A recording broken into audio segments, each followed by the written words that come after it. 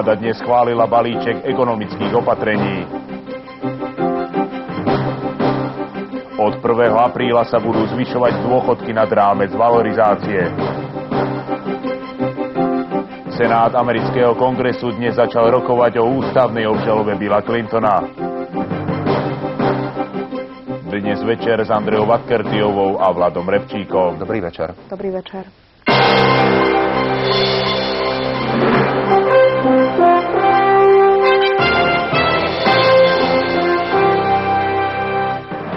Politický výbor Demokratickej únie odporúča schváliť dvojitú politickú príslušnosť pre svojich členov.